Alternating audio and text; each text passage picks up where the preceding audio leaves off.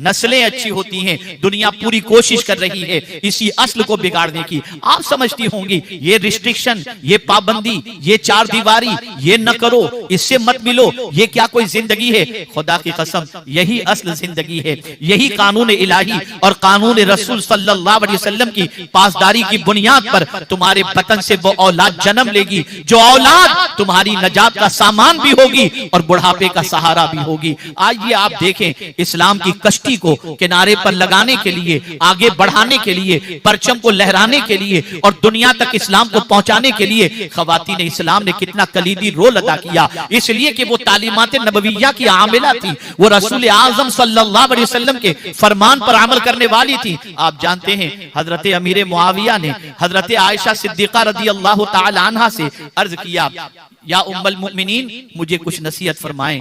आप देखिए हजरत अमीर मुआविया कातिबे वही हैं, उम्मुल मोमिनीन हजरत आयशा सिद्दीका रदी अल्लाह तआला अन्हा से अर्ज करते हैं मुझे कोई नसीहत फरमाएं। ऐसी नसीहत फरमाई कि इस नसीहत को अगर पूरी दुनिया का मुसलमान जिंदगी भर अपने सीने के अंदर महफूज कर ले तो उसकी दुनिया भी इत्मीनान के साथ गुजरेगी और उसकी आखिरत में भी उसको इत्मीनान की दौलत नसीब होगी। वो कितनी अजीम नसीहत है, मेरी बहनें गौर से सुने।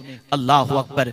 उम्मुल मोमिनीन हजरत आयशा सिद्दीका रदी अल्लाह तआला अन्हा फरमाती हैं, अमीर मुआविया सुनो,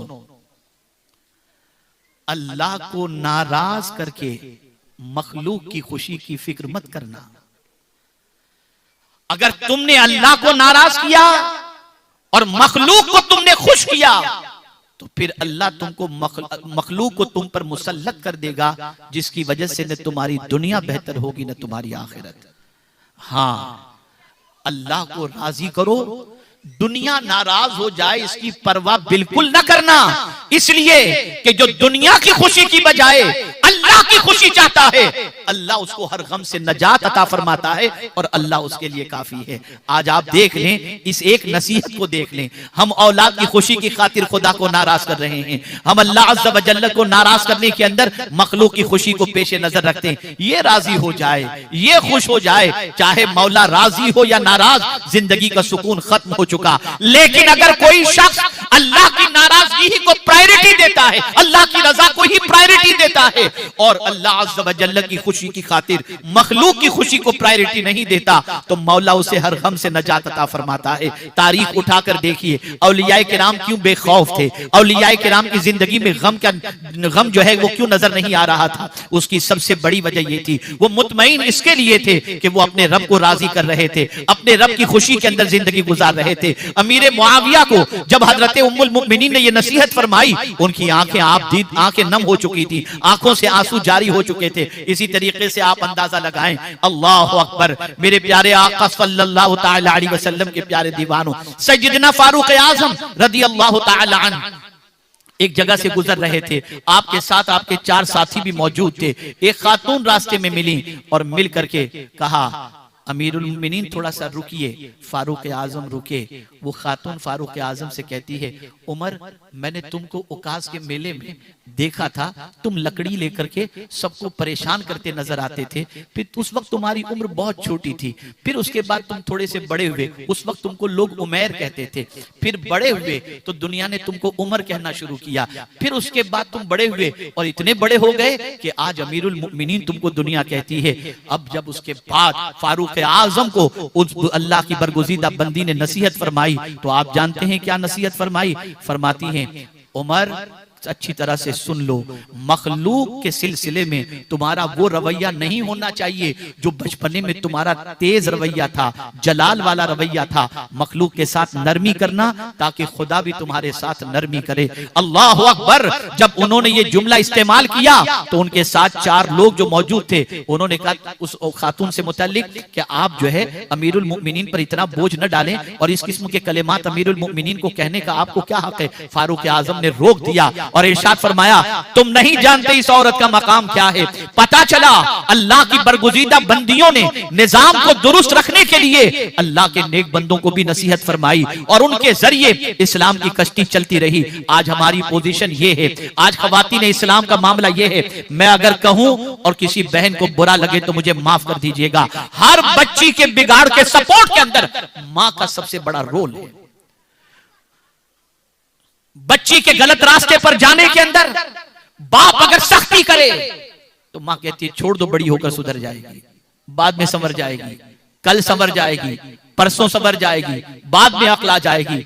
ए माओ, तुम्हें नहीं मालूम जिसके कदम को बचपन ही में भटकने से रोक लिया जाता है वो आगे बढ़ करके गलत रास्ते की तरफ नहीं बढ़ती। आज जरूरत इस अम्र की है कि हमारी खवातीन अपने आप को करेक्ट करें। आप जानती हैं एक अल्लाह वाली बंदी रोटियां पका रही थी और रोटियां पकाते पकाते काफी देर गुजर गई और उस देर होने के बाद जब एक सहेली मिलने के लिए आई तो उनसे कहा अल्हम्दुलिल्लाह रोटियां पकाते पकाते मैंने 3 पारे पढ़ लिए। आप अंदाजा लगाएं वो रोटियां पकाती भी थी और साथ में कुरान शरीफ की तिलावत भी करती थी। इसी के साथ वो बच्चों की तरबियत के अंदर इस बात को खास तौर पर जहन में रखती थी कि बच्चों को बताया करती थी बेटे अल्लाह पर यकीन रखना, अल्लाह पर कामिल भरोसा रखना, हलाल हराम का ख्याल रखना और इस तरीके से जिंदगी गुजारना कि तुम्हारी आखिरत बर्बाद न होने पाए, तुम्हारी दुनिया भी बर्बाद न हो, तुम्हारी आखिरत भी बर्बाद न हो।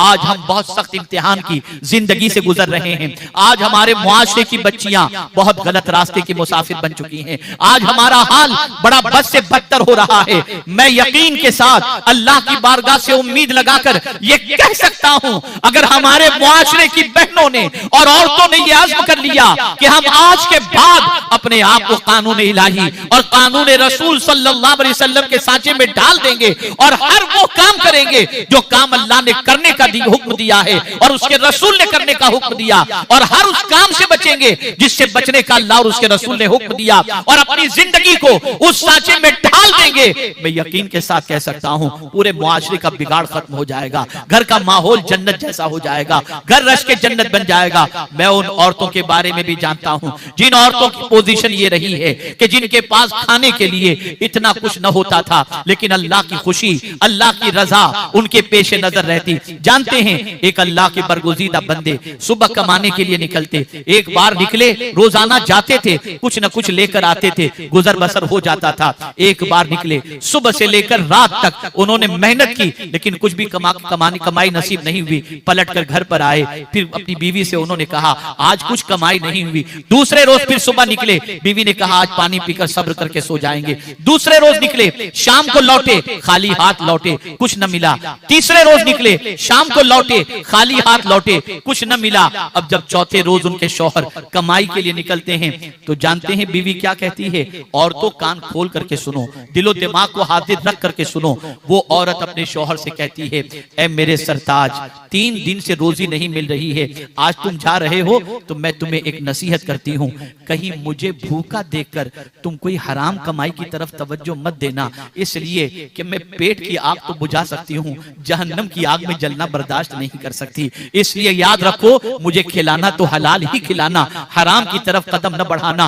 औरत का ये जुमला अल्लाह को इतना पसंद आया कि उसके बाद जब वो औरत वो शौहर कमाने के लिए निकला अल्लाह ने वाफिर मिकदार में उसे रोजी अता फरमाई। ये औरतें थी। आज की औरतें कहती हैं फलां को देखो उसके शौहर ने उसको कितना दिला दिया, फलां को देखो उसका मकान कितना बड़ा है, फलां को देखो उसके बच्चे ने उसको क्या क्या कर दिया। आप याद रखें किसी की इस पोजीशन को देख करके अपने शौहर को गलत रास्ते की तरफ निशानदेही मत करो, बल्कि सुनो हलाल खाओ और सबसे ज्यादा अगर किसी चीज की लालच तुम्हारी जिंदगी में अगर पैदा करनी है तो इबादत की लालच पैदा करो, नेकियों की लालच पैदा करो, नेकियों की हरीस बन जाओ। आप जानती हैं इस सुन्नी दावत इस्लामी के इज्तिमा में आने वाली बहुत सारी खवातीन ऐसी हैं जिनकी जिंदगियों के अंदर इनकलाब पैदा हुआ, अल्हम्दुलिल्लाह उनकी जिंदगी सीधे रास्ते की तरफ चल पड़ी। और बहुत सारी खवातीन ऐसी हैं जिनको शुरू से माहौल मिलने की वजह से आज अपने बच्चियों को आलिमा भी बना रही हैं, बच्चों को हाफिज भी बना रही हैं और दीन के रास्ते पर चलाते हुए नजर आ रही हैं। याद रखें आज जरूरत इस अम्र की है, इस बात को जहन के अंदर महफूज कर लें। आपको बिगाड़ा जा रहा है ताकि इस्लाम रुक जाए, आपको बिगाड़ा जा रहा है ताकि रसूल आजम की तालीमात रुक जाएं, आपको बिगाड़ा जा रहा है ताकि आपके बतन से आपके शिकम से कोई नेक बच्चा पैदा न हो, आपको बिगाड़ा जा रहा है ताकि आपकी आवारगी की बुनियाद पर अल्लाह न करे सदबार न करे, आवारगी की बुनियाद पर मुआशरे के अंदर गुनाह का सैलाब आ जाए, औरत संवर जाएगी, मुआशरा संवर जाएगा। औरत बिगड़ जाएगी, मुआशरा बिगड़ जाएगा। औरत का बड़ा कलीदी रोल है मुआशरे को संवारने के सिलसिले में। औरत का बड़ा कलीदी रोल है अल्लाह अज़्ज़ व जल्ल से करीब करने के सिलसिले में। तारीख उठा करके देखें तो आपको पता चलेगा। बस ये आखिरी बात अर्ज कर रहा हूं ताकि आप अच्छी तरह से समझ सकें। यकीनन बहुत सारी खवातीन नमाज पढ़ती हैं, रोजे रखती हैं, ये सारी चीजें करती हैं, लेकिन बावजूद इसके उनको उस इबादत में वो लज्जत नसीब नहीं होती और वो लज्जत की फिक्र भी नहीं करती। बस नमाज पढ़ रही हैं, रोजे रख रही हैं, तिलावत कर रही हैं, अच्छी चीज है, इसे कंटिन्यूज रखें और रखना चाहिए, इसकी बरकतें जरूर मिलेंगी। लेकिन मुझे इस मौके पर हजरत राबिया रदी अल्लाह ताला अन्हा का एक वाकया याद आता है। अल्लाह अकबर। एक मर्तबा वो नमाज के लिए खड़ी हुई, जो पहरहन उन्होंने पहना था, जो कमीज उन्होंने पहना था, उस कमीज को उन्होंने चेंज किया, दूसरा कमीज पहना और पहनकर वो नमाज शुरू करती हैं। तो पहले जब नमाज पढ़ती थी तो जो कैफियत होती थी, जो उनको लज्जत नमाज की मिलती थी, वो नमाज की लज्जत उन्हें नहीं मिली।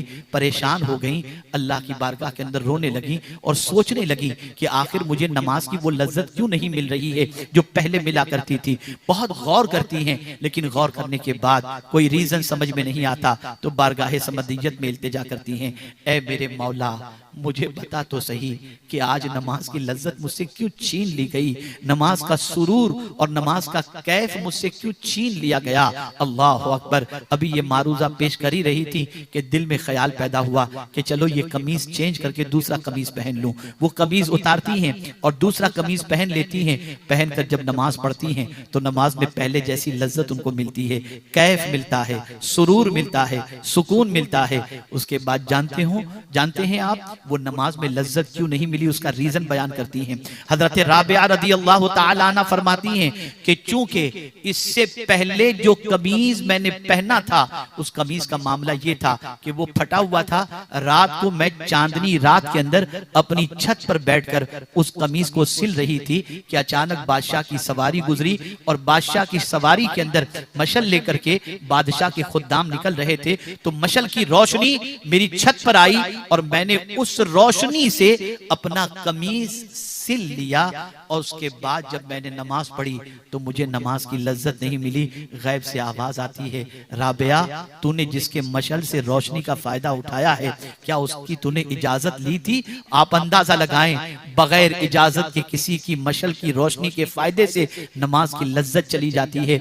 आज हराम हलाल का खाना, इसके बारे में फिक्र न करके हम इबादत और रियाजत करें तो इबादत और रियाजत की लज्जत कैसे महसूस होगी। एक और प्रॉब्लम हमारे मुआशरे के अंदर है। आकाए करीम सल्लल्लाहु अलैहि वसल्लम फरमाते हैं मिल बैठ करके खाना खाओ, अल्लाह उसमें बरकत अता फरमाता है। सब बैठकर मिलकर खाना खाओ, लेकिन अब ट्रेंड चल पड़ा है, माहौल बनता जा रहा है। हमारी बच्चियां आज शादी के बाद सबसे पहले ये तसव्वुर करती हैं सेपरेशन, और फिर शौहर से कहती हैं अपने माँ बाप से क्यों मिलते हो, बहन से क्यों बात करते हो, भाई से क्यों बात करते हो, उनको क्यों देते हो, ये क्यों करते हो। ये सारी चीजें मैं यहाँ पर एक बड़ा लतीफ नुक्ता आपके सामने पेश करता हूं, इसको हमेशा के लिए जहन में रखें।